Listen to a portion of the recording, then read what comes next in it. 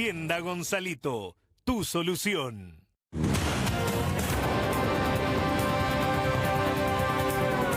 Operativo contra el tráfico internacional de armas en 3 países, 20 allanamientos en Central y Alto Paraná, 20 en 6 estados del Brasil, que realiza la Policía Federal, y un allanamiento en Kansas, Estados Unidos. Esto en el marco de la Operación Dacobo.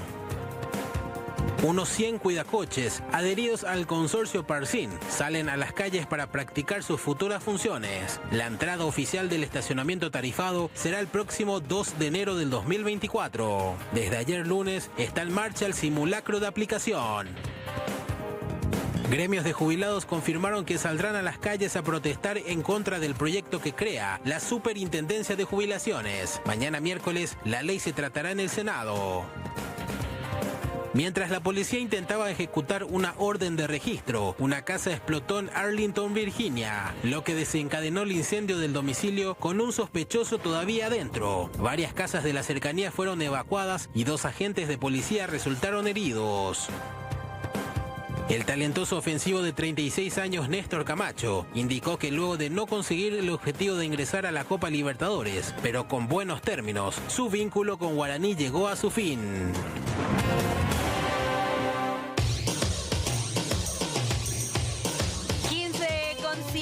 En todo el territorio nacional, bienvenidos a Tarde Noticias. Es momento de darle un repaso a los datos del tiempo. Temperatura actual 30 grados, cielo nublado, la sensación térmica es la misma.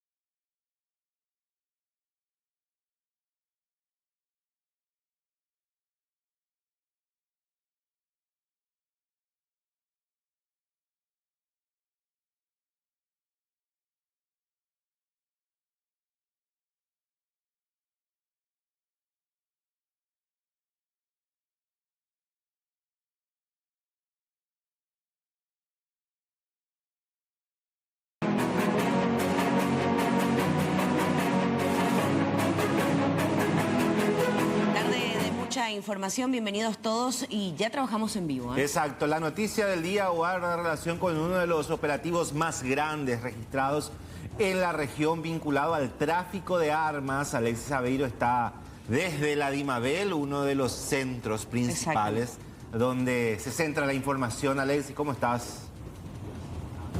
Y Rolando, Sol, esta es una de las direcciones más comprometidas porque evidentemente acá se encuentra el Registro Nacional de Armas. Fuerte custodia, evidentemente, estamos hablando de una organización verticalista que no permite el acceso y bueno, eso siempre ha sido así. Detrás de ese muro y ese grupo de hombres a esta hora de la tarde todavía continúa un procedimiento encabezado por todo un equipo, la fiscal Fabiola Molas y además también de otros integrantes del Ministerio Público. Se encuentran primeramente ahora accediendo a documentos específicos sobre la trazabilidad de un importante lote de armas de fuego. Ahí están algunos containers para que tengan referencias de qué tipo de containers y cuáles podrían ser los intervenidos en este momento. ¿Cuál es el procedimiento, Rolando? Es el siguiente, que evidentemente para obtener ciertas certificaciones debe haber un control específico de la Dirección Nacional de Material Bélico y por ende, por cierto tiempo son depositados los containers o en los depósitos de la dirección para que finalmente a partir del número de serie se garantiza la trazabilidad y sean armas que no transgredan la Ley Nacional de Armas, es decir, armas que estén habilitadas para evidentemente su utilización en nuestro país. Se sabe que esta empresa creaba la fachada de grupos principalmente en la zona de Ciudad del Este para posteriormente exportar, entre comillas, de manera irregular las armas y estas venderlas a organizaciones criminales del Brasil, ya sea el PCC y el Comando Vermelho. Una vez que salían de los depósitos de acá, en laboratorios, en talleres de esta empresa en específico, Rolando, le borraban el número de serie. Y yo sé que vos manejás perfectamente la información, pero ¿cómo se llega a esta operación que ya tiene 3 años de desarrollo? Cuando finalmente una de las personas o varios de los integrantes de este taller olvidó borrar el registro del número de serie de una de estas armas, y a partir de allí, una vez que salta, se verifica el origen y los conecta con esta empresa intervenida esta mañana, y a partir de allí comienza a desnudarse uno de los esquemas de tráfico de armas más grandes de los últimos tiempos en nuestro país. Ahora bien, volviendo acá un poco, Rolando, contarles que el container en el cual se encuentran las armas ahora intervenidas de esta empresa ya fue lacrado, y lo que están haciendo es verificar imágenes de circuito cerrado de la DIMABEL y otras documentaciones. Y con respecto a eso conversábamos hace instantes con Francisco Ayala, teniendo en cuenta que acá ya no va a hablar la fiscal interviniente ni todo el equipo, y ya básicamente él es el encargado de dar declaraciones. Y esto decía hace instantes con respecto al procedimiento. Bueno, en realidad el procedimiento aquí en la DIMABEL es central para todo lo que es la investigación, porque es un organismo rector en lo que respecta a todo el proceso, desde la propia autorización para importar armas, la fiscalización posterior a la llegada y la autorización para la venta. Entonces, lo que se está haciendo ahora es extracción de documentaciones digitales, levantamiento de datos, circuito cerrado, y también se procedió a la apertura, así como están mencionando, de un contenedor perteneciente a la firma IAS, que es la firma investigada, donde se pudo corroborar, por lo menos se pudo observar ahora que también hay un lote importante de armas que más adelante serán verificadas. ¿Estas armas corresponden a la trazabilidad de la empresa en cuestión? Sí, aquí en DIMABEL hay varios contenedores correspondientes a varias empresas que se dedican al rubro de las armas. Estos contenedores generalmente se utilizan de manera provisoria cuando se va previo a la fiscalización de DIMABEL. Y es por eso que justamente acá se detectó que se encontró nuevamente un lote de armas similar al lote ya incautado en los depósitos de la empresa. ¿Por qué estas armas estaban acá en estos contenedores? ¿Es parte del procedimiento de la DIMABEL? Según lo que nos comentan los técnicos, es parte del procedimiento, ¿verdad? Aquí tienen los contenedores sellados donde las empresas traen para la posterior verificación. Y este es el lote que todavía no había sido verificado, pero que también va a ser incautado. ¿De dónde proviene este contenedor, Francisco? El contenedor, o sea, las armas provienen principalmente de Turquía, Croacia y República Checa. ¿Este en específico tiene un origen contenedor, este contenedor es de la empresa para poder resguardar sus armas que van a ser verificadas. ¿Qué tipo de armas había en el interior? Las mismas que las que fueron incautadas allá en los depósitos. Estamos hablando de armas largas, rifles de diferentes calibres y también pistolas. ¿Cantidad? No. Se hizo una apertura nada más. Se observó que existen las cajas y la fiscal dispuso que este lugar sea lacrado, porque hay mucho trabajo, están todavía levantando evidencias y más adelante se va a hacer la verificación minuciosa. Acá ya concluyó el trabajo, por lo menos por hoy. Prosigue la parte del trabajo lento y tedioso, que es revisión documental. Están revisando documentos digitales también, extrayendo de los sistemas informáticos. Hasta el momento, por lo menos, en base a lo que ya se tiene como información preliminar, ¿cuántas armas se han incautado? Se hablaba de cerca de 3.000. Imposible realmente saber ahora, pero sí es una cantidad grande. Por eso justamente es complicado, porque cada caja de cartón contiene otra vez una cantidad X de armas, ¿verdad? Y ese procedimiento, ahora por ejemplo, las armas incautadas en el depósito de la firma están siendo trasladadas de a poco a la SENAT, pero se van a requerir varios viajes para que ustedes dimensionen el volumen. Ahora, Francisco, con respecto al número de series, una vez que se procedía a la verificación, entre comillas, en la DIMABEL, luego nuevamente la empresa adulteraba estas... La empresa tenía talleres tanto en Asunción, que fue intervenido, como en Ciudad del Este, donde se procedía al borrado de las series de estas armas. Se habla también de incautación de circuitos cerrados, documentos en particular aquí en la DIMABEL. ¿Qué se sabe en torno a eso, Francisco? Todo elemento que sirva para profundizar la investigación está siendo levantado por los fiscales. ¿Qué es lo que le agilizaba la DIMABEL? Bueno, la DIMABEL pasaba por alto ciertas cuestiones documentales que realmente uno tiene que cumplir. Muchas veces se adecuaban documentaciones para entrar dentro de lo que establece la ley de armas. Muchas veces se le daba la facilidad de tener una especie de monopolio, la prioridad, porque hay varias empresas que solicitaban importación a muchas empresas se los cajoneaban y esta empresa siempre recibía de primera mano la autorización. Por ejemplo, luego también en el momento de la venta de las armas, la ley establece que la verificación tiene que ser personal, es decir, aquí uno de ustedes quiere comprar un arma, tiene que presentar su documentación físicamente y Dimabel debe constatar. Sin embargo, eso no se hacía. Incluso huellas dactilares, fotografía. Entonces, todo ese proceso se pasaba por alto de manera a blanquear las supuestas ventas que se realizaban. Este es un trabajo que iniciaban ya en Bahía en el año 2020, es decir, las autoridades brasileñas van a solicitar la extradición de los involucrados. Sí, hay por lo menos el 90% de los objetivos de esta investigación tienen pedido de extradición del Brasil. Si hacemos nuevamente un resumen, Francisco, ¿cuántas personas hoy están prófugas en el marco de esta investigación? Hoy hay 13 personas detenidas y por lo menos importantes, digamos, dentro de la investigación, considero que son 3 o 4 personas. Entre ellas la pareja que se... La pareja más un coronel también militar que todavía no fue detenido y hay otras personas más. ¿Hay un familiar del expresidente de la República, Benítez Papalardo? Lo del tema de parentesco no desconozco, ¿verdad? Pero sí hay una persona, Benítez Papalardo, que figura como objetivo de la investigación. ¿Él es militar? Es militar, también que prestaba servicio aquí en Dimabel. No manejo esa información en este momento. También hay una persona que llegó a ser candidato a concejal departamental en Ciudad del Este en el caso de Aldo Cantero. Ya, esa parte de su vida política no manejaba, pero sí, así como mencionaste, es uno de los objetivos también. Ahora, con respecto al trabajo específico que se realiza en estos momentos, perdón que seamos repetitivos, es el tema del día, Francisco, es la parte documental ahora es lo que está levantando el Ministerio Público y circuito cerrado del movimiento acá de ahí. Levantamiento de evidencias, tanto documentales como informáticos. Hay una base investigativa importante que nos llevó hasta aquí. Ahora, con lo que se logre incautar, esto puede tener muchas aristas más a partir de eso. Si hablamos de circuito cerrado, también se habla de una sospecha de que otros funcionarios de la Dimabel estarían involucrados.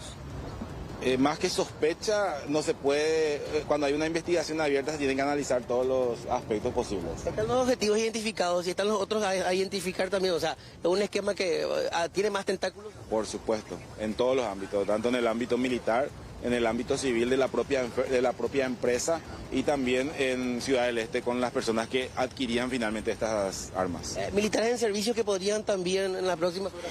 Sí, en servicio y también algunos ya en situación de retiro. Importante también mencionar que aparte de las documentaciones en cuanto a importación, también hay la habilitación de casas comerciales, por ejemplo, para la venta de drogas, Francisco. ¿Eso también están investigando ahora mismo? Absolutamente todo. El hecho de que existan supuestas empresas de caza y pesca que eran las que compraban supuestamente las cargas de armas, pero uno al verificar constataba que esos no existían, eran insectos.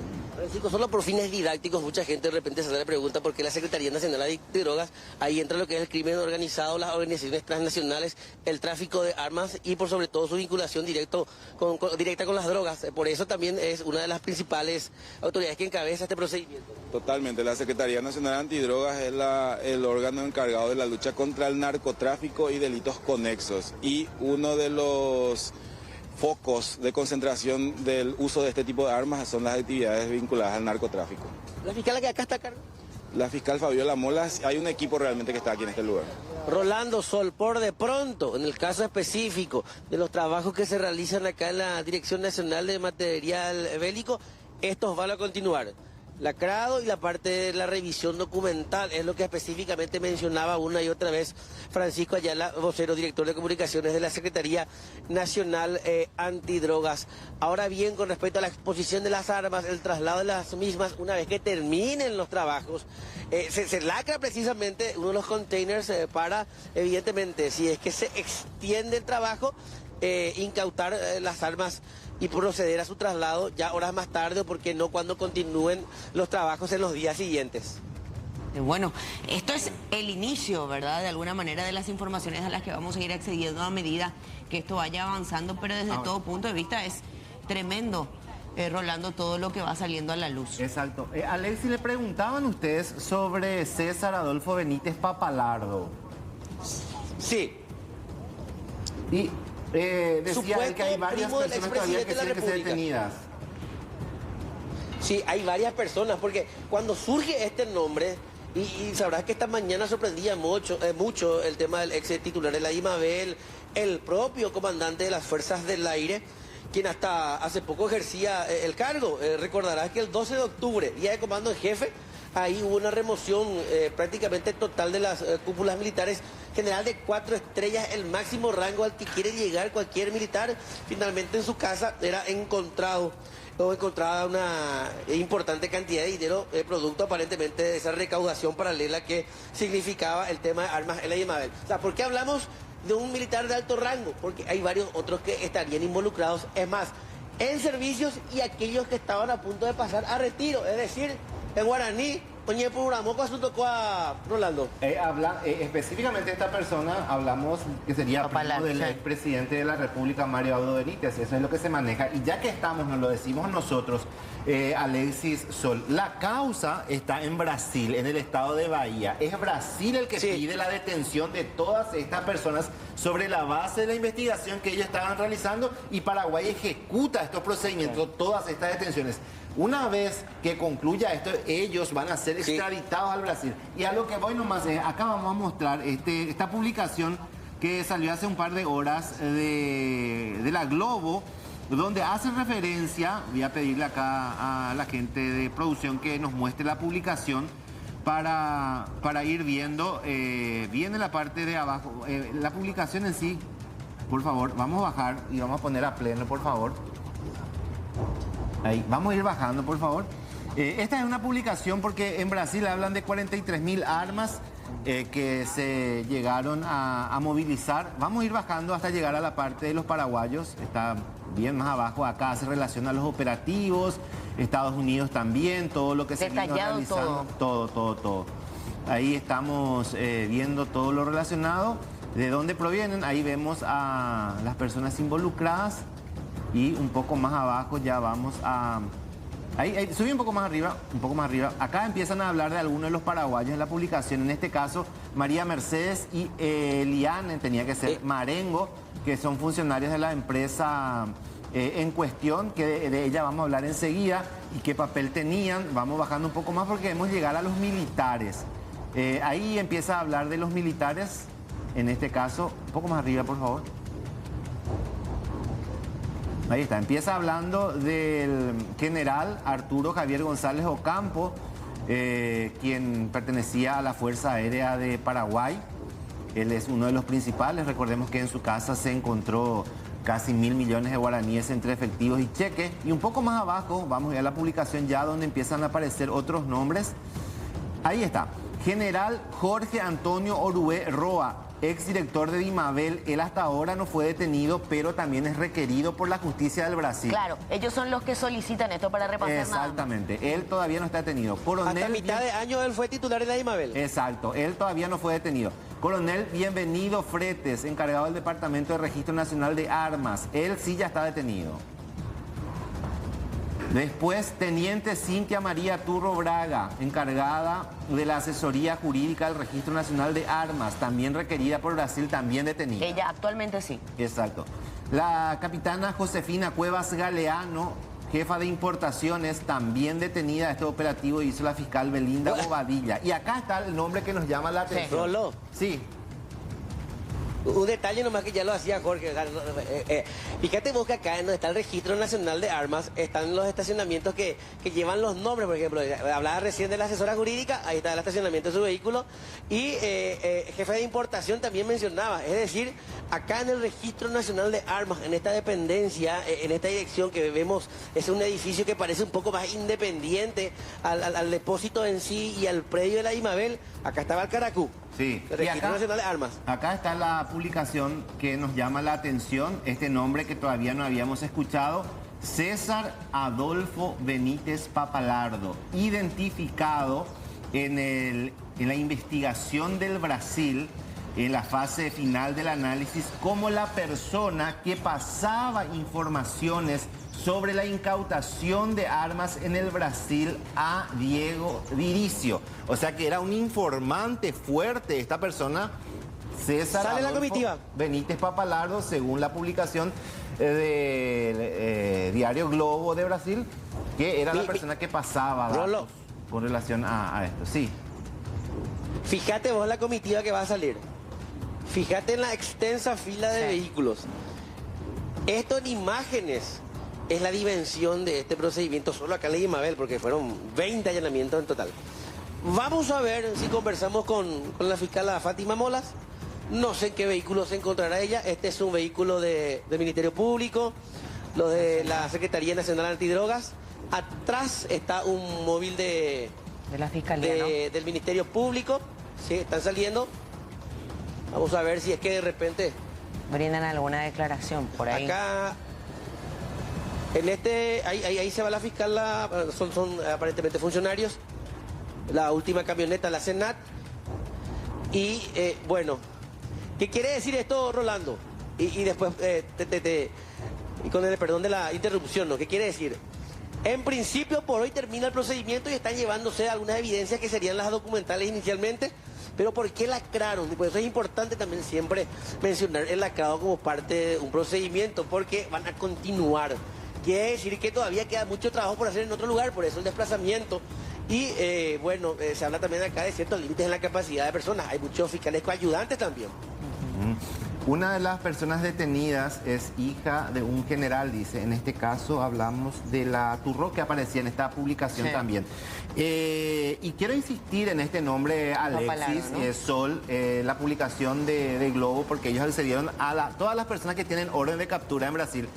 Y este nombre, imagínate vos, el caso de Benítez Papalardo es el que pasaba la información al jefe del grupo sobre todas las armas que eran incautadas al Brasil. Es una persona que tenía un papel preponderante dentro de todo este esquema, según la investigación que se lleva en Bahía. Es importante eso que resaltar, Rolando, porque no estamos hablando de un papel secundario, alguien que de alguna manera no estaba tan involucrado en este esquema, que hoy por hoy de alguna manera, insistimos, se sigue investigando quiénes más estarían implicados, pero su participación sí tiene peso dentro de todo esto y es por eso que también llama la atención, sin dudas, además sumarle que es un pariente, que es un familiar del expresidente de la República, más aún, ¿verdad? Exacto, ingresó en la DIMABEL, forma parte también de la DIMABEL y en Brasil lo sindican de estar conectado directamente con Diego Diricio, que sería, según la investigación siempre, una de las personas más importantes dentro del tráfico internacional de armas en Latinoamérica. Imagínense ustedes, en Latinoamérica. Eso es lo que menciona la investigación en Brasil. A nivel local todavía no se confirma. De hecho, ya dijeron que hay varios militares más que van a ser capturados. Y el ministro de la Senat, Jalil Rachid, está por Brasil, está Manuel Doldán también.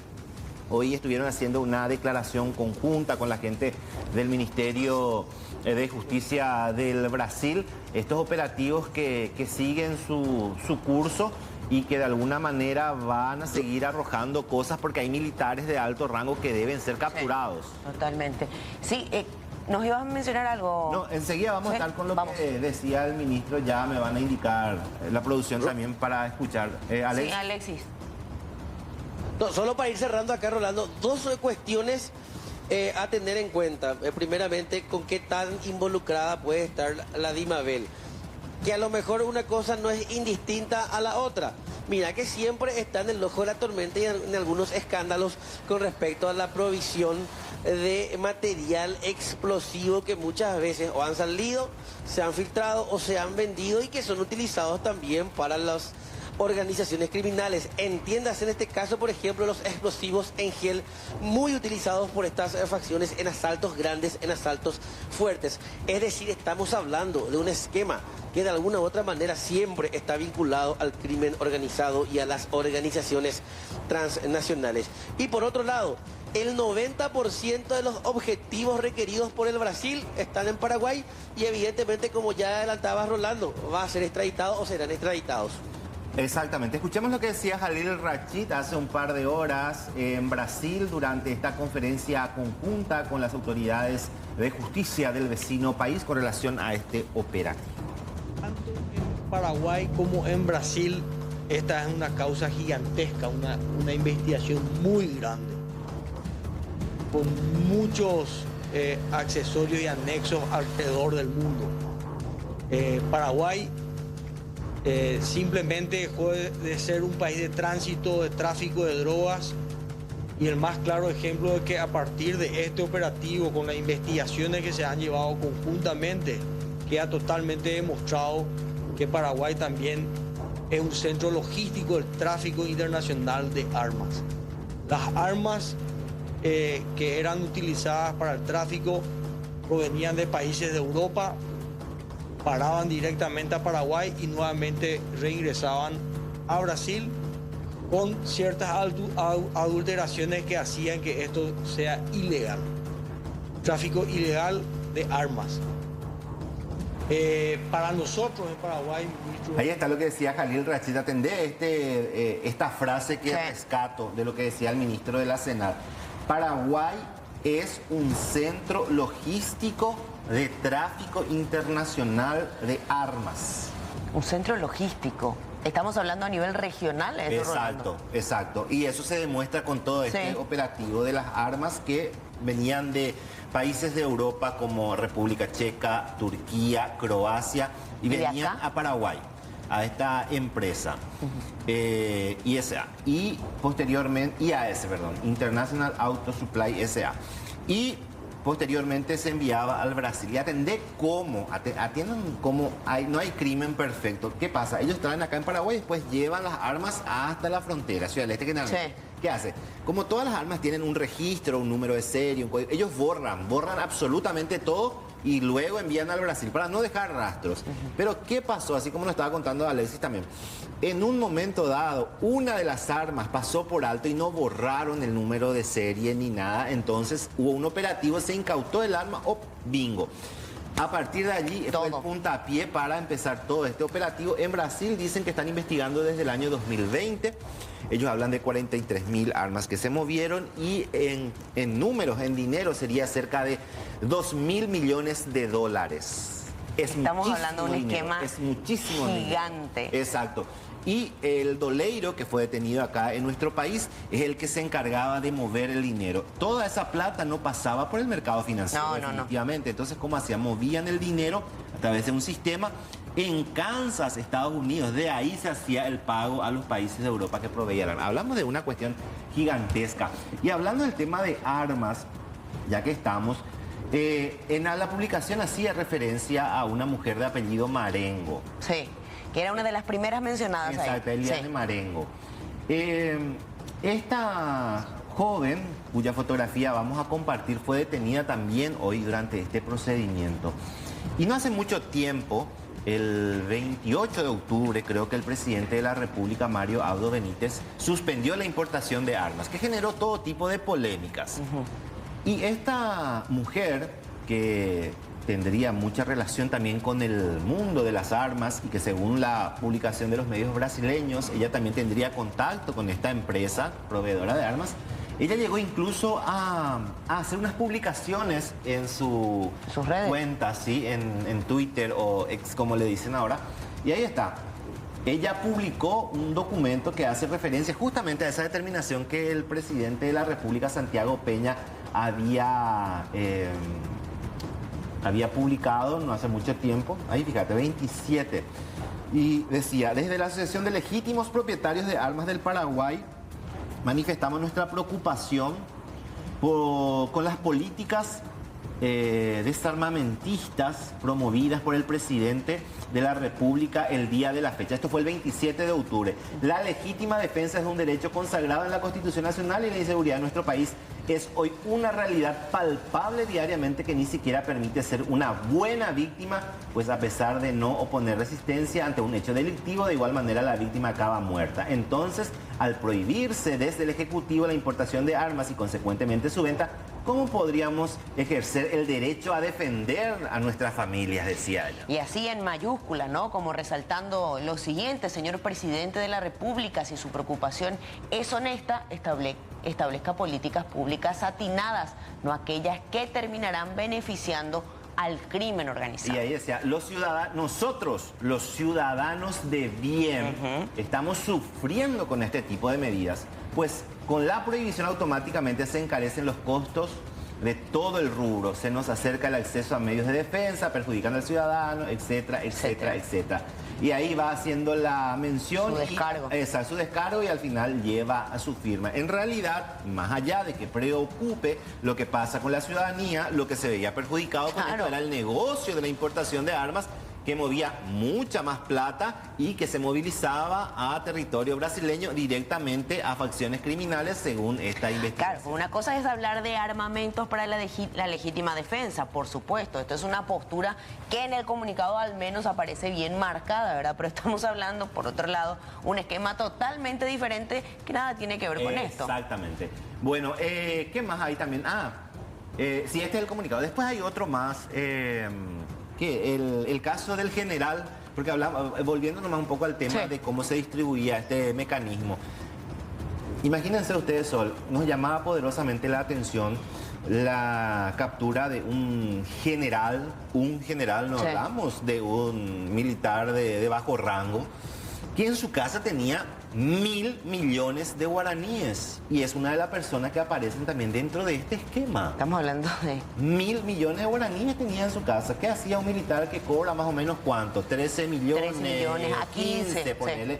1.000 millones, de alguna manera, por más que tenga una orden de extradición al Brasil, también se tiene que investigar el origen de ese dinero, porque tiene que justificar la procedencia de toda esta suma de dinero, porque no solamente había en dólares, sino que también había en guaraníes y en otras denominaciones. Ahí vemos. Es esta persona que vemos en la fotografía, Rolando. Exactamente, es a quien los estamos viendo ahora en imágenes. Una persona muy importante también dentro del esquema que investiga a toda esta organización en su residencia se encontró toda esa cantidad de dinero. Hablamos de mucha plata. Exactamente, veíamos justamente las fotografías. Sería el general Arturo Javier González, quien era presidente de la Suprema Corte de la Justicia Militar y que llegó a ser comandante de la Fuerza Aérea incluso en su momento. Y lo que decíamos, 1.000 millones de guaraníes en poder del general Arturo Javier González. Exacto. ¿Y qué se sabe de las cabezas visibles de estas dos personas? Hablamos del propietario de esta empresa. Estamos hablando nada más y nada menos que de la cabeza visible de esta organización. ¿Qué se sabe de él? ¿Qué hay de esta persona? Estamos hablando de la empresa Autosupply, sería presidente Diego Diricio. Diego Diricio. Sí, su pareja Julieta Nardi. La exmodelo. Vamos a compartir un poco también las fotografías de Diego y de Julieta. Ahí las vemos. Vamos a observar justamente. Se trata de estas personas, ¿no? Ellos empezaron en el negocio de la importación de vehículos inicialmente y luego ya fueron incursionando al mundo de las armas.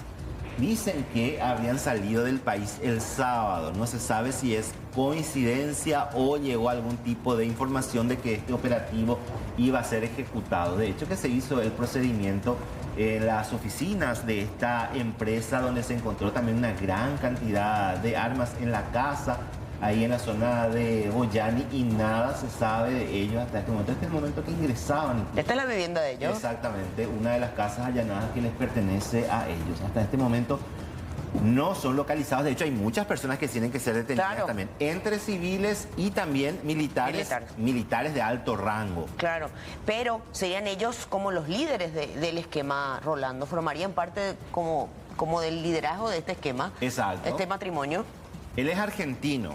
Él es argentino, está ya residiendo en nuestro país hace mucho tiempo, está en una relación también de hace bastante tiempo con Julieta Nardi, una conocida, es modelo en su momento, y juntos Dentro de la investigación aparecen como las cabezas visibles de esta empresa que se dedicaban a este rubro específicamente. Por eso están siendo buscados y también tienen pedido de extradición de la justicia del Brasil. Así es que esto apenas está comenzando, hablamos de una rosca enorme y que definitivamente vamos a ir hablando. Y voy a hablar yo de esta persona, pero antes les quiero despedir a Alexis Aveiro, porque yo les quiero contar cómo manejaban estas personas la justicia en nuestro país.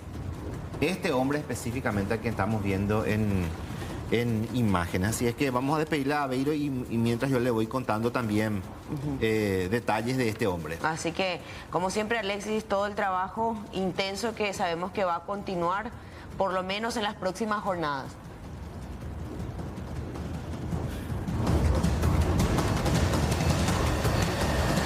Hablamos de muchísimo a lo largo de esto, se están quedando claras algunas cuestiones relacionadas a todas las vinculaciones. Es momento de unir prácticamente todos los cabos y evidentemente en algún momento ya la Secretaría Nacional Antidrogas en conjunto con la Fiscalía dará ya un informe más pormenorizado en conferencia de prensa.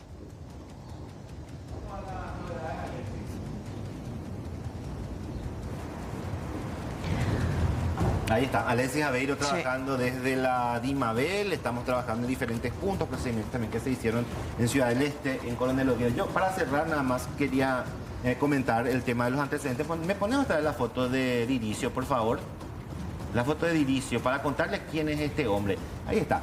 ¿Sabes qué, Sol? En el 2019 me tocó llevar adelante una investigación de un caso que resultó ser absurda, de una situación bastante absurda, de un hombre que tenía su propiedad en Luque, y ya vamos al apoyo incluso de ese caso. Él tenía su propiedad en Luque, su nombre es Julián, y estaba pegado a un barrio cerrado. Ya vamos a mostrar las imágenes, yo estoy seguro que la gente se va a acordar de ese caso. Estaba pegado a un barrio cerrado. Entonces, ahí está. Le pidieron al señor, ¿te acuerdas del caso?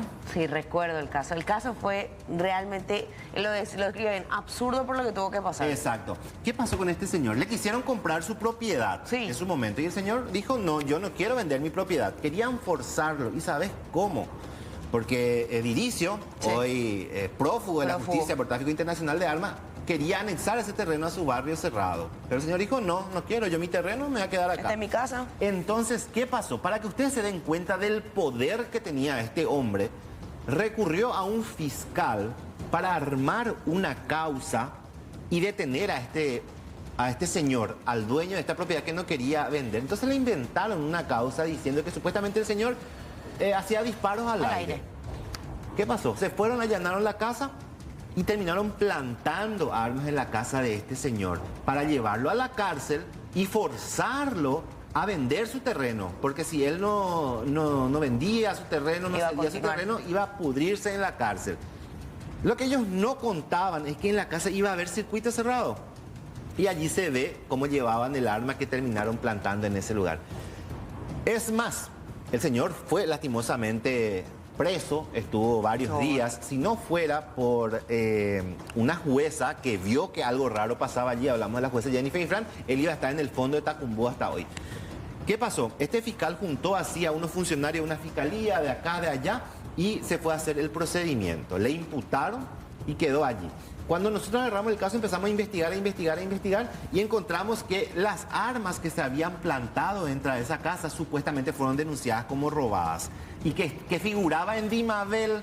En DIMABEL, fíjate, ya hablamos de Diricio, ahora vamos a DIMABEL. En DIMABEL supuestamente figuraba que las armas habían sido robadas y pusieron el nombre de una señora X. Y empezamos a averiguar, no me viene el nombre ahora de la señora, empezamos a averiguar quién era la señora. Encontramos que era una señora de 90 años que vivía en Vallemí, que nunca en su vida tuvo arma. De avanzada edad, que no tenía nada que ver, si recuerdo el caso, era escandaloso. Entonces ahí tenés Diricio, tenés DIMABEL. ¿Qué pasó?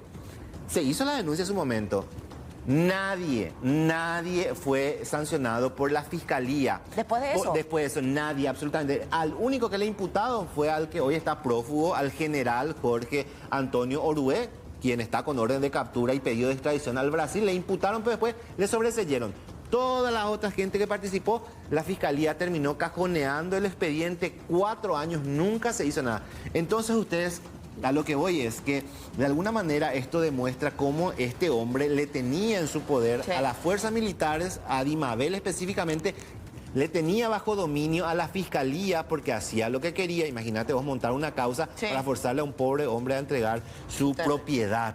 Es vergonzoso y hasta este momento la fiscalía nunca se expidió con relación a este tema.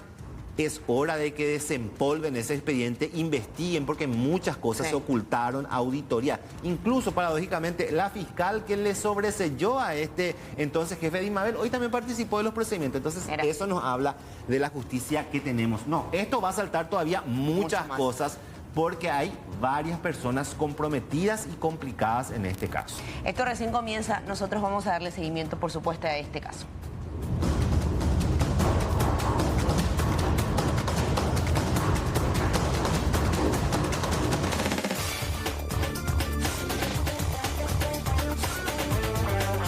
Mucho lo que hacemos. Tiene 2 semanas de elaboración. Es de algodón, hilo de algodón, y es liviano, no es caliente.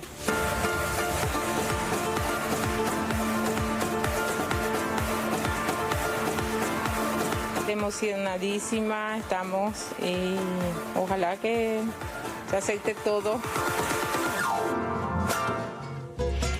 Bueno, tenemos que hablar, por supuesto, de esto, porque ayer estábamos comentando, Rolando, suelte la audiencia, que el poncho paraí de 60 listas podría ser nombrado Patrimonio Cultural por la UNESCO. Exacto. Estábamos todos expectantes, ¿verdad? Los dedos, sí, claro. Y los tres, al menos ayer, estábamos confiados. Exacto. Y dijimos, ojalá que mañana demos la buena noticia. ¿Y qué pasó?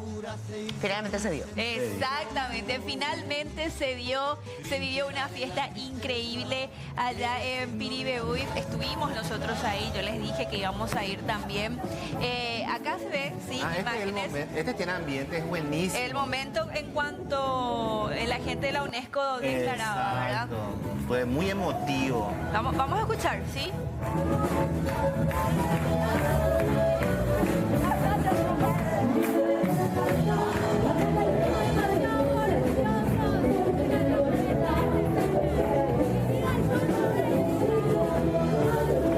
Gente estaba atenta, expectante, y de repente, cual si fuera un partido, ¿no? Y de repente cuando se hacía el anuncio, fue una emoción que a cualquiera le daba piel de gallina ver el momento como se hacía el anuncio. Fue impresionante realmente. Totalmente. Siempre, por supuesto, nosotros estamos muy emocionados con cosas que tienen que ver con nuestra cultura, con nuestra tradición, ¿verdad? Y esto es parte de ello.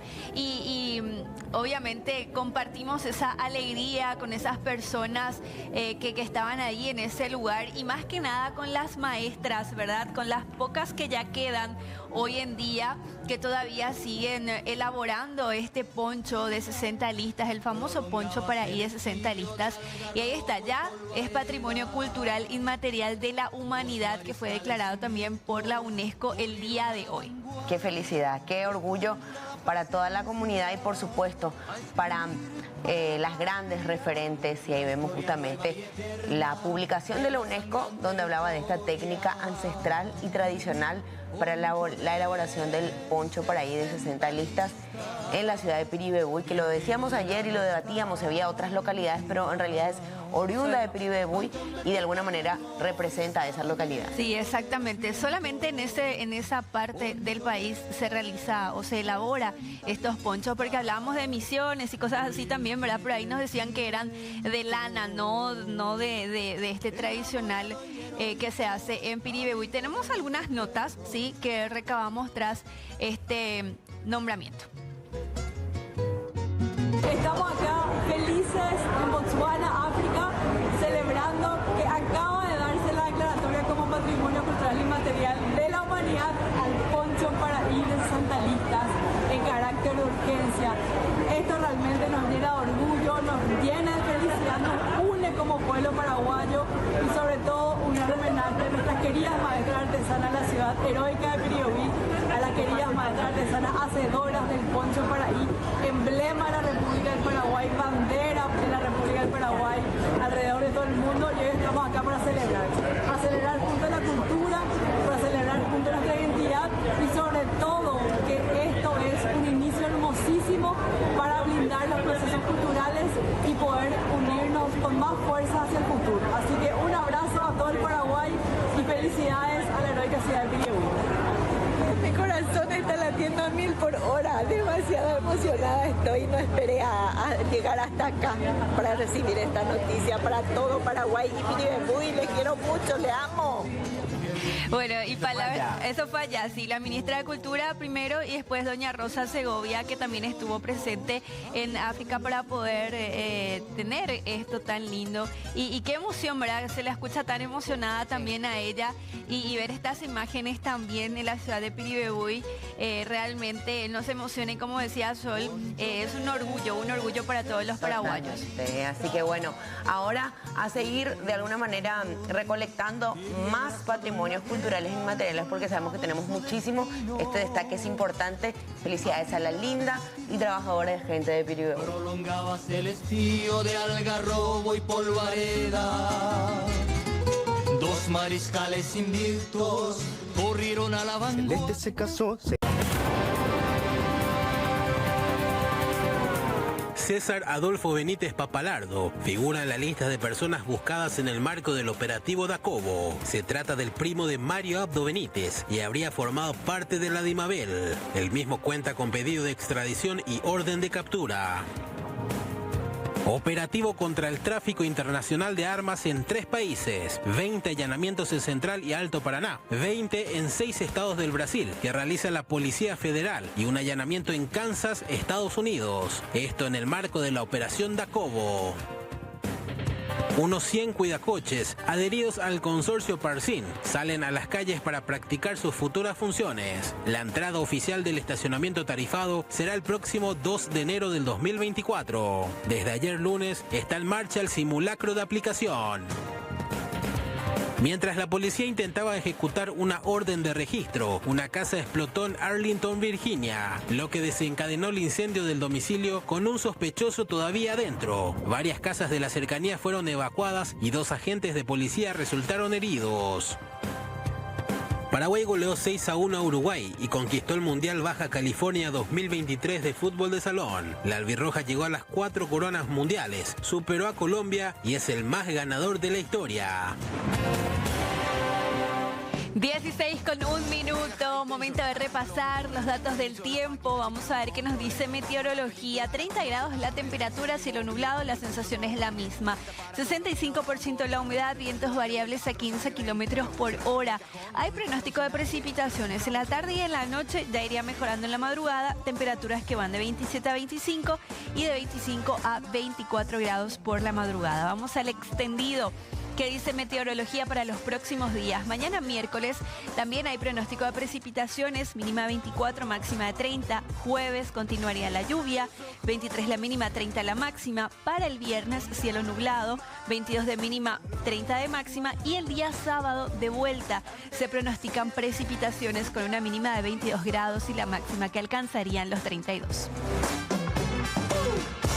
En la pared se recicla las versiones. Lo que te traemos ya no necesita nombre. Aviso meteorológico, sí, el fenómeno esperado es de lluvias con tormentas eléctricas moderadas a fuertes, ráfagas de vientos moderadas a fuertes y todos estos fenómenos de rápido desarrollo y corta duración. La zona de cobertura centro, sur y este de la región oriental, sur de la región occidental.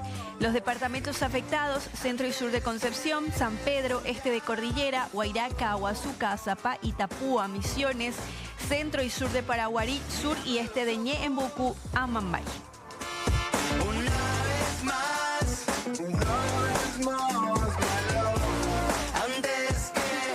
Tenemos más información en vivo y en directo. Ya vamos con la señal de Jorge Escurra, que se suma a Tarde Noticias. Jorge, bienvenido. Muchas gracias, Solange. Un saludo para todo el equipo y toda la teleaudiencia de C9N. Estamos en la zona de Ñembú, barrio Caaguazú, Villa Leticia, una villa Conavi, como se le conoce justamente a estos lugares con viviendas prácticamente parecidas unas a las otras. Y bueno, es un lugar que tiene un problema judicial hace ya varios años. Este lugar existe ya hace 27 años según los pobladores y llamativamente esta familia, hablamos de la familia de la señora Ana María Vázquez, fue notificada de un desalojo por parte del Ministerio de Urbanismo, Vivienda y Hábitat. Y sorpresivamente ellos se encontraron con la noticia de que supuestamente un funcionario, inclusive, o ha llegado a funcionarios de este ministerio, habrían comprado esta casa por tan solamente 25 millones y ahora le piden 110 millones. Doña Ana María, comentando un poquito acerca de esta situación que está viviendo, desesperante me imagino. Sí, desesperante. Hace un año que no duermo más. Tampoco no puedo estar tranquila porque siempre me dice que me van a desalojar, ¿verdad? Y la situación real, ¿en dónde radica el problema con esta vivienda y con estas viviendas de este lugar? Y sinceramente es que no estábamos pagando por problemas que tuvimos desde un principio con el banco. Y era insólito ir a pagar Banco de Trabajadores, que fue a la quiebra. Y era insólito ir a pagar, porque yo llegué a pagar mucho, en esa época era mucha plata, y no se me reconoció ninguno. Después se cambió de nombre. Me fui otra vez a pagar y tampoco me reconocieron, no figuraba los pagos. Y en el año pasado... ¿Todos pasaba eso solamente con ustedes? Con todo, no sé si con todos pasaba eso de que no le reconocían, pero con la mayoría de la casa. Y ahora sí que a toditos les viene la notificación. Pero el problema conmigo es que de un día para otro me vino ya el desalojo luego. Y de que se vendió mi casa, se remató y se vendió. Y a mí nunca me avisaron, no me dijeron, por ejemplo, no me trajeron el papel donde dice, por ejemplo, señora, usted pues tiene que presentarse para pelear por su casa en un juicio de remate, ¿verdad? Nunca me vino eso. ¿Quién compró la casa? Un señor que se llama Raúl Fernández. ¿Sería? Y a mí me dijeron que era parte de Senavitat. No es dentro de la Senavitat mismo, pero a media cuadra de ahí está un edificio que no me acuerdo su nombre, y ahí trabaja. Sería parte entonces, o sea, es funcionario. Sí. Tenía la información de que esto estaba en remate y compró. Y sí, 25 millones. Y ahora me quiere vender por 110 millones. Y yo no tengo esa plata, yo soy pobre. Todos trabajamos, ¿verdad? Pero no ganamos lo suficiente como para que en un día, o un día para el otro, o un año para juntar esa plata. Porque tengo a mis nietos conmigo, está mi cuñada que tiene síndrome de Down. Todo eso está a mi contra, vamos a decirle, porque yo le mantengo a todos ellos. O sea que mi marido es el que trabaja y mis hijos. ¿Dieron un préstamo ahora para poder...? 50 millones. Sí, y este fin de semana que pasó, yo hice una pollada así relámpago para ir juntando otra vez más. Y recaudé 1 millón otra vez. Y 151 millones lo que tengo en efectivo. 51 millones. En efectivo. Y yo quiero entregarle ese, si es que ya no hay más casos de resultado en Senavitat, entregarle al que compró esa casa y que me dé a tiempo para ir juntando, porque los vecinos me dicen que me van a apoyar haciendo actividades, ¿verdad? Y acá vemos justamente compañeros, los vecinos que vienen a dar su apoyo a esta señora, porque ustedes son ya prácticamente residentes hace varias décadas. Sí, 27 años que estamos en esta casa, en este barrio. Desde que se abrió esta villa, nosotros estamos acá. Y bueno, aquí por lo menos los vecinos hacen, brevemente nada más, ¿con quién podemos hablar sobre la situación de las demás viviendas? Bueno, brevemente nada más, prácticamente todas las viviendas están en esa situación de irregularidad aparentemente. Así mismo, por eso nosotros pedimos una solución, porque es problema de todos. La mayoría de las viviendas están en esta situación. Por ejemplo, en este caso, a ellos no le vino una notificación de que hoy vendría un desalojo. Acá viven 10 personas, como ya saben, una señora con síndrome de Down, y están desesperados, no tienen a dónde ir. Situación de ella y de todos prácticamente. ¿Y los otros sí ya recibieron algún tipo de Creo que hay algunas familias que sí reciben la notificación, otras no. Lo que nosotros de verdad buscamos es una solución, que se investigue esto para poder encontrar una solución para esto. Porque aparentemente hay gente que conoce la situación y está sacando rédito. Exactamente, eso es lo que nosotros pensamos, que esto probablemente se están aprovechando de esta situación. Por ejemplo, como en este caso, 25 millones, compran por 25 millones, quieren vender por 120 millones, imagínate. Bastante grande la diferencia. Bueno, esa es la situación, obviamente que también vamos a recurrir al Ministerio del Urbanismo, Vivienda y Hábitat también a ver qué versiones oficiales se tienen sobre esta situación, pero como pueden ver, los vecinos mismos están aquí dándoles apoyo a la familia Vázquez para que ellos puedan continuar en esta vivienda, porque le dieron tiempo solamente hasta hoy de tener sus cosas en el sitio, ya que el nuevo propietario les intima a salir de esta vivienda. Vamos a esperar que haya también una respuesta por parte de las autoridades pertinentes, porque es muy llamativo desde todo punto de vista que ellas no hayan sido notificadas y que esto se esté replicando en otras viviendas y en otras casas y por supuesto en otras familias también. Vamos a darle seguimiento a este caso sin dudas. Jorge, te agradecemos por esta entrevista. Gracias, compañeros, hasta luego. Noticias, y nos visita el doctor Robert Núñez. Y ahora, antes de arrancar esto, muchos dicen estoy con gripe, parece que estoy un poco constipado, pero muchos ahora están con COVID también esta vez. Justamente, ¿verdad? Ahí el otro día, cuando yo también estaba un poco resfriada, me decía el doctor, tienen que cuidarse bastante porque los casos de COVID aumentaron muchísimo. Y eso se nota alrededor nuestro también, ¿verdad? Gente que dieron positivo en estos días nomás, familiares también.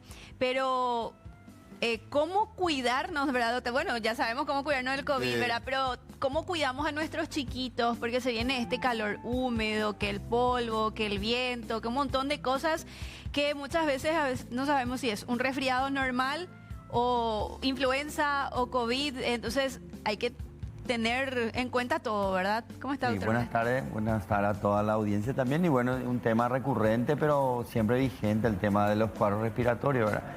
Y con este tema alérgico, que principalmente se suele ausentar la fiebre.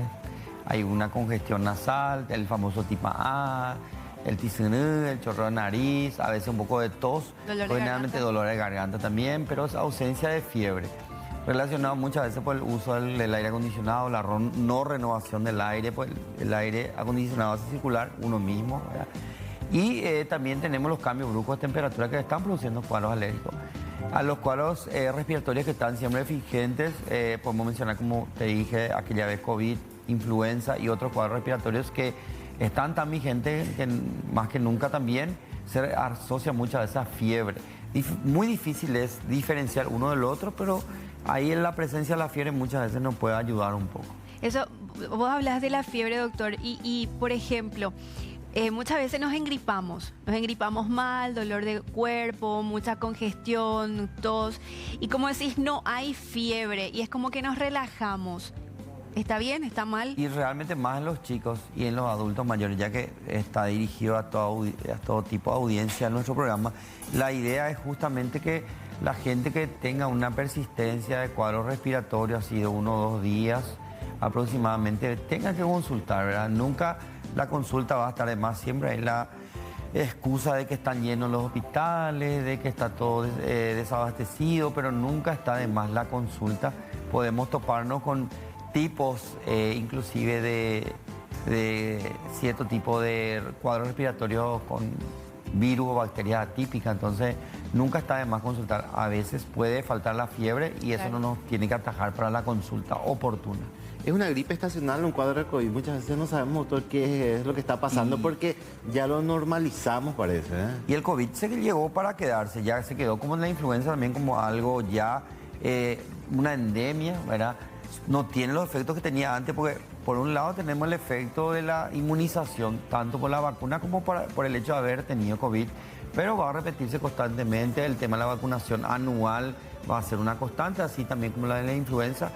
Ciertas personas que tienen una defensa disminuida, los muy pequeños, y los de mucha edad también tienen la predisposición a complicarse. Eso es lo que suele complicarse, a veces llevar a la muerte inclusive, pero sí siguen habiendo muchos cuadros respiratorios todavía. Doctor, se ve también mucho en esta época las recaídas y generalmente son más fuertes. ¿Cómo? Bueno, y tenemos, o sea, dentro de la cantidad de enfermedad que tenemos, aparte de los cuadros respiratorios, tenemos unos cuadros de gastroenteritis que también se ven y otros grupos de patologías también que van a ser mucho más complicadas una vez que nuestro sistema inmunológico está más afectado. O sea, si nosotros tenemos la defensa disminuida, por supuesto, ahí podemos ver recaídas o sobreinfecciones. Los casos de las neumonías son generalmente por sobreinfecciones. Ahora, doctor, muchas veces decimos, cuando tenemos esos síntomas característicos, nos tratamos. Muchas veces no acudimos al hospital. Y porque también si vamos a acudir por pequeños cuadros, vamos a saturar los hospitales. Sí. ¿Qué punto tenemos que determinar para ir? Es decir, no, esto ya es para consulta. Generalmente, y ahora estaba hablando del tema del estado general. Ese estado donde uno está inapetente, con dolor de cuerpo, adinámico, no tiene fuerza para nada. Es que no nos estamos recuperando. 1 o 2 días, nosotros en 1 o 2 días ya nos estamos dando cuenta de que no estamos mejorando. Entonces, tener en cuenta eso. Por supuesto, siempre llamamos a la no automedicación, pero en el peor de los casos es importante una consulta cuando hay una persistencia a los cuadros. Sabemos que nuestro ritmo, el trabajo, fin de año, muchas cosas que hacer, nos hace no consultar muchas veces, pero el COVID está en todas partes ahora. O sea, nos hisopamos y encontramos que es COVID. A veces cuadros leves también son COVID. Pero, ¿qué pasa si eso le contagiamos a una persona que tiene las defensas disminuidas y provoca una peor enfermedad en esa persona? Por eso, al final, es importante otra vez la consulta. ¿Hay formas, doctor, de evitar, por ejemplo, resfriarnos? El COVID sabemos que ahora nos relajamos un montón, ¿verdad? A veces ya ni las manos no nos lavamos, nos desligamos del alcohol muchas veces, pero podemos evitar, doctor, por lo menos el resfriado normal, ¿verdad? Y lo único que se sabe para evitar los cuadros respiratorios son las vacunas. O sea, la gente debe de haberse vacunado y tiene que seguir vacunándose. Tenemos una posibilidad de no enfermarnos y otra posibilidad de que la enfermedad por estos cuadros respiratorios sean leves. Después, las medidas higiénicas en general, el lavado de manos, que no debemos perder esa posibilidad de seguir haciendo.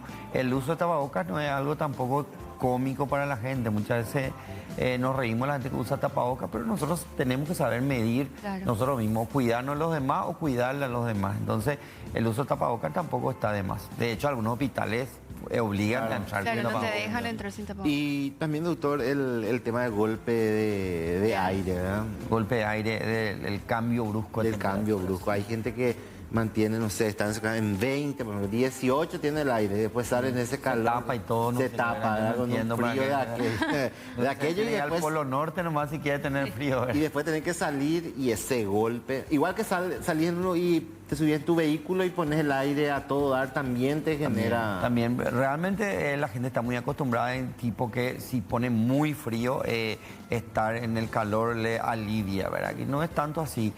Siempre se ha recomendado tener una temperatura de 22 a 24 grados el ambiente en donde está, justamente para no sufrir.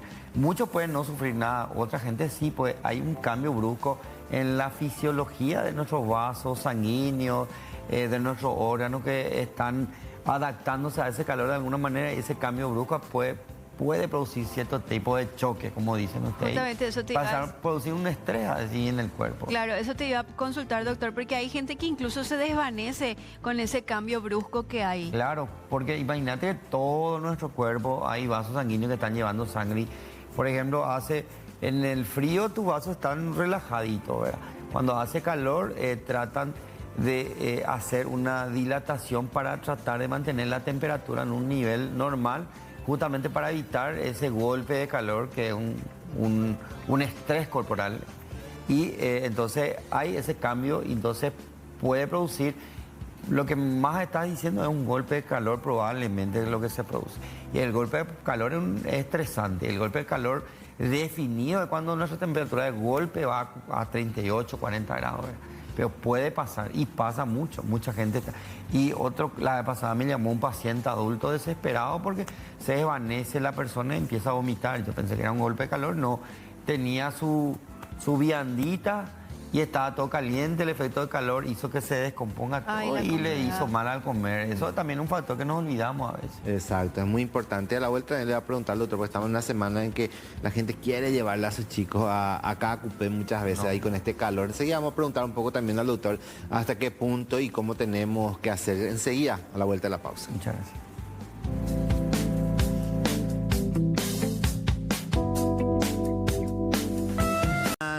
Pasado, el viernes. Bueno, la gente va a ir acá, porque hay que aprovechar nomás que estamos con el doctor, para veces queremos llevarlo a nuestro chiquito. Pues decía, esto ni forma parte de la promesa, decimos, doctor. ¿Cuál es la recomendación para papá, para mamá? Como estábamos hablando, el guaraní es tan expresivo, es hakuro, es realmente parece un horno, no solamente el efecto directo del calor y realmente no sé la intención, está todo bien, respeto muchísimo Maris y Mariano también, pero no por eso exponerle ni a los chicos muy pequeños ni a los adultos tampoco, ¿verdad? Y que a veces a algunos incluso le ponen, y como vos decís, se respeta bastante cada uno con su creencia y todo más, pero de por ahí le estamos cargando y le estamos sofocando. Le vestimos de virgen. Exacto, y una zapatita de goma, ese en el asfalto caliente. Y vos saqués la ropa de seda, que el sudor no absorbe nada. Ninguna protección por la cabeza y la zapatillita que muchas veces si la hacemos caminar se puede tropezar, que es una cuestión frecuente de accidentes también, porque se tropiezan, las lomadas que están ahí hace que uno se tropiece, y que sienta más el calor también. También el calor, el asfalto parece una plancha para fritar cosas, el tanto calor que hace, ¿verdad? Y después ya, si al adulto le da dolor de cabeza, náusea. Y que se vieron incluso muchas veces personas que se desvanecieron, que se sintieron mal de ir a estando ellos en plena peregrinación, ¿verdad? Y siempre les vemos, a ver, capaz gente un poco más grande, ¿verdad? Pero por ejemplo, hay gente que les lleva a los bebés recién nacidos, de un año, muy chiquititos, o sea... Convengamos que exponerle a menores de 6 meses y más, inclusive al sol, prohibido, ¿verdad? O sea, no podés ponerle, su piel es finísima, puede quemarse, más fácilmente se va a descompensar. ¿Cómo le vas a hidratar? Ellos no te van a decir, no hablan todavía, te van a decir agua, sed.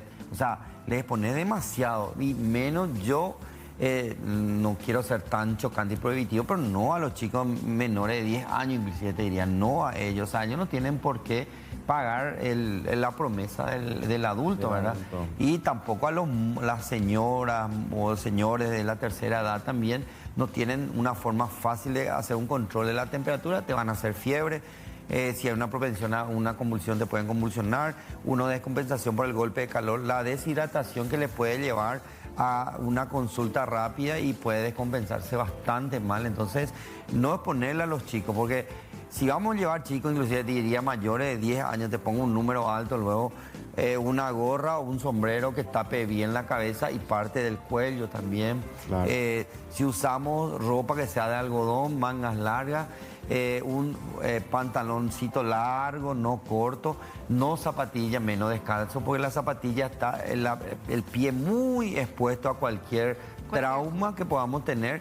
Y otra cosa, estamos en época de dengue, chikungunya, repelentes y protectores. Esa es la imagen de archivo, vemos criaturas, eso debe tener ni 5 años, no debe... Sí, entonces tampoco es gracioso, el acúmulo de gente hace que también absorba más el calor.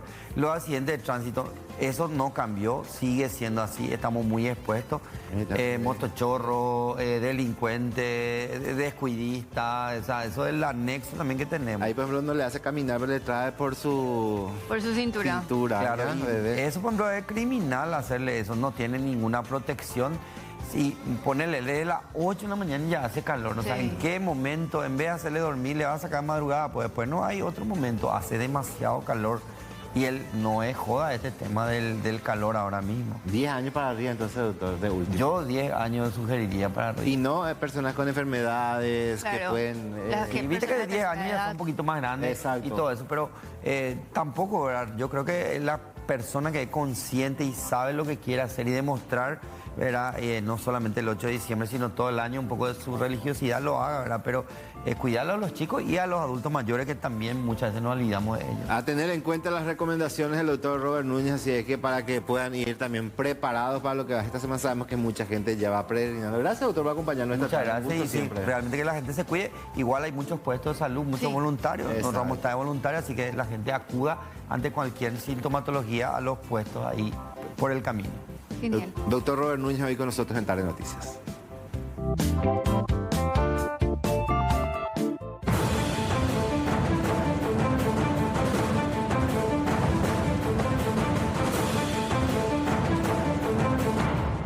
La policía intentaba ejecutar una orden de registro en una casa en Virginia, Estados Unidos, cuando se hicieron varios disparos desde el interior de la vivienda y esta explotó. Los oficiales se encontraban en la escena investigando a un sospechoso que había efectuado los disparos. Hasta el momento no se proporcionó información adicional sobre la situación del sospechoso, incluyendo si fue detenido o resultó herido como consecuencia de la explosión. Algunos agentes policiales sufrieron heridas leves tras el incidente. El 3 de diciembre finalizó sin asesinatos. Con este resultado, El Salvador llega a 500 días sin homicidios. Así lo confirmó el presidente de la República, Nayib Bukele. Se trata de un hito en la historia del país, un resultado que tiene como base la implementación de políticas de seguridad enfocadas en el bienestar de la mayoría. Las autoridades atribuyen el logro a la eficacia del Plan Control Territorial y los cercos de seguridad que permitieron recuperar regiones donde se imponían el crimen organizado. El Observatorio de Dinámica Solar de la NASA afirma que se ha abierto un enorme agujero en la atmósfera del Sol que desencadena una corriente de viento solar de alta velocidad dirigida directamente a nuestro planeta. La enorme extensión oscura en la superficie del Sol es de casi 800.000 kilómetros de longitud. La Tierra está preparada para experimentar una serie de golpes que se originan desde el Sol. Las perturbaciones geomagnéticas son el resultado de eventos solares duales. Un youtuber que estrelló intencionalmente su avión en el sur de California y grabó un video del mismo para ganar notoriedad y ganar dinero, fue condenado a 6 meses de prisión por obstruir una investigación sobre el accidente destruyendo los restos. Se trata de Trevor Jacob, de 30 años, a quien sentenciaron y ordenaron entregarse a las autoridades antes del 29 de enero. El accidente simulado había sido orquestado para vender anuncios que el influencer había aceptado para promocionar en sus videos. Así está la tarde en Asunción, estoy sobre la avenida Artigas, 30 grados, con un poco de lluvia. Al parecer va a ser mucho más calor. Recordemos que hay una alerta meteorológica para algunos puntos del país. Hay probabilidades de lluvia durante toda la semana. Así se encuentra la ciudad capital. Bueno, nosotros vamos cerrando ya Tarde Noticias.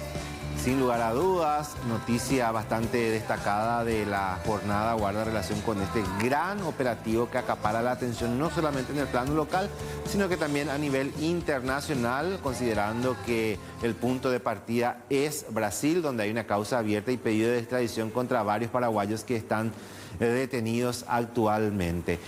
Ya está Judith Colexa con nosotros también para hacer el pase. Van a continuar con las informaciones del Noticiero Central. Hola Judith, ¿cómo estás? Hola Rodi, bien, bien. Hoy nos sumamos al equipo de Noticiero Central. Sí. La señora Mercedes Almada, que ya está llegando. Llega por Mercedes. Sí, acá está Mercedes. Llega, sí. acá es así, acá es espontánea la cuestión. Por favor. Ya en instantes, ¿verdad?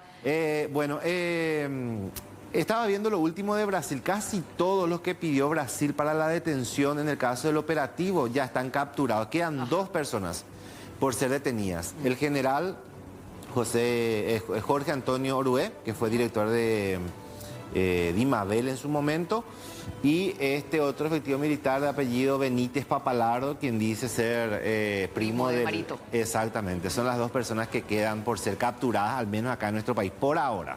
Ahora, la pareja sí ya fue ubicada. ¿Ya? Iricio con Nardi. Julieta Nardi. Ajá. Porque hasta donde habíamos escuchado habían salido del país.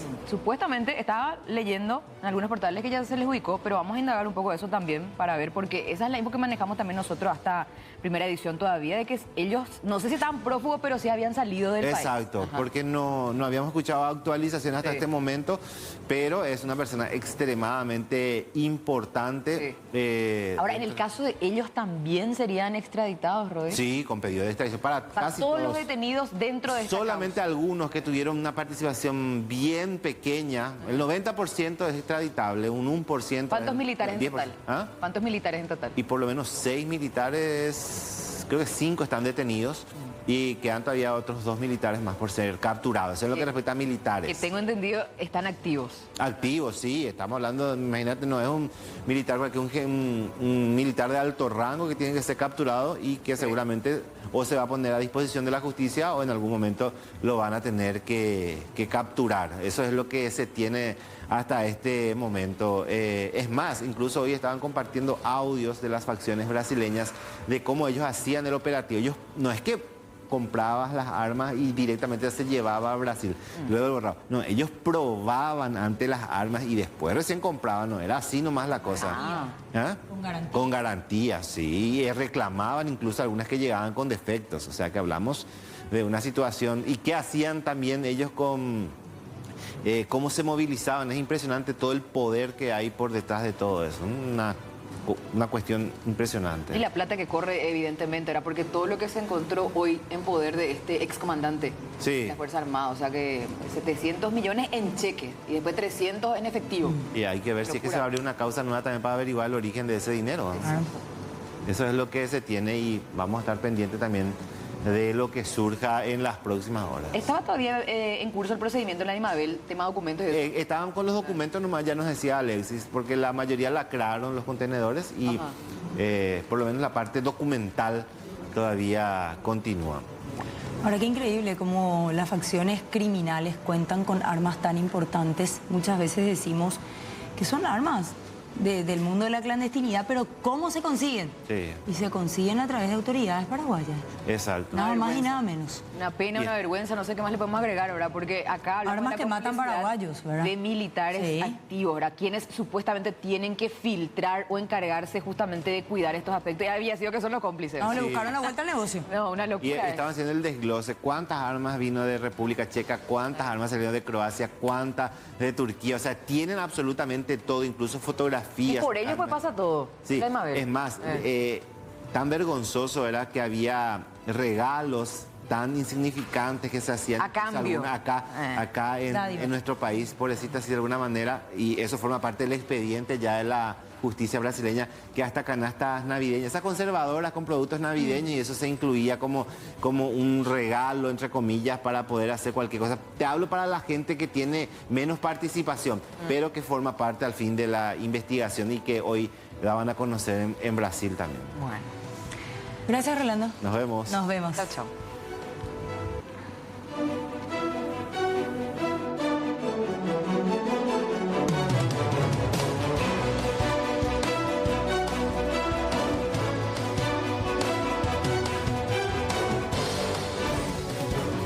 Tarde Noticias fue auspiciado por